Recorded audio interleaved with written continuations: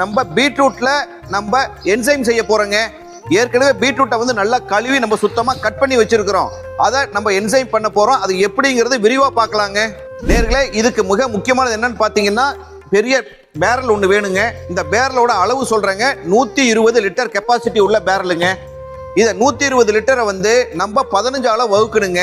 15 வகுத்தோம்னா ஒரு பங்குக்கு 8 கிலோங்கிறது நாட்டு சக்கரை. அதுக்கு அடுத்தது பாத்தீங்கன்னா 3 பங்குங்கிறது பீட்ரூட்டு. அதுக்கு அடுத்ததுங்க 10 பங்குங்கிறது வந்து வாட்டர் வந்து 80 லிட்டர். சரிங்களா? அதே மாதிரி பீட்ரூட் பாத்தீங்கன்னா 3 பங்குங்கிறது 24 கிலோ.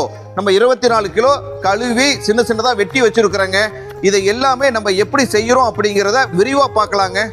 நம்ம பயோ என்சைம் செய்யறதுக்கு முதன்மையான பொருள் என்னன்னு பாத்தீங்கன்னா இந்த வாட்டருங்க. இந்த வாட்டர் வந்து நம்ம 80 லிட்டர் தனியா எடுத்து வச்சிருக்கிறோங்க. சரிங்களா? இந்த 80 லிட்டரு 120 லிட்டருக்கு வந்து அளவு பிரகாரம் 80 லிட்டர் வருதுங்க. 80 லிட்டர் எடுத்து வச்சிருக்கிறோம். அடுத்தது ஒரு பங்கு நாட்டு சக்கரை. ஒரு பங்கு நாட்டு சக்கரைங்கிறது 8 கிலோ. ஏன்னா 120 கிலோவுக்கு ஒரு பங்குங்கிறது 8 கிலோ.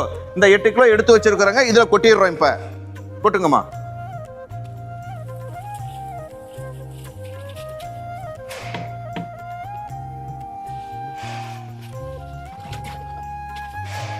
எண்பது லிட்டர் தண்ணியிலைங்க நாட்டு சர்க்கரை போட்டு நல்லா கலந்தாச்சுங்க.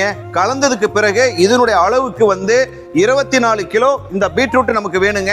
சின்னதா கட் பண்ணி வச்சிருக்கிறோம். 1 பை 1 கொட்டிக்கலாங்க. கொட்டுங்கம்மா.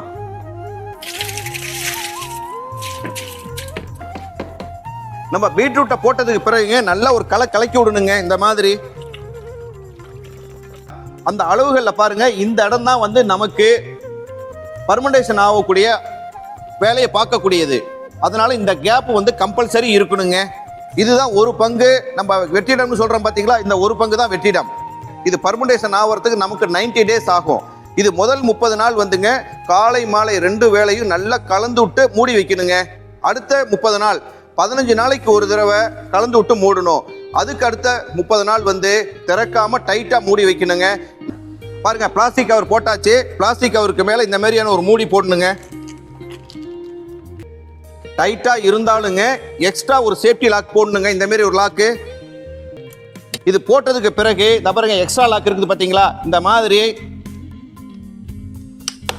டைட் பண்ணிட்டோம் அப்படின்னா இந்த ட்ரம்மை வந்து கீழே உருட்டி விட்டோம்னா கூட ஒரு டிராப் கூட வெளியில வராதுங்க.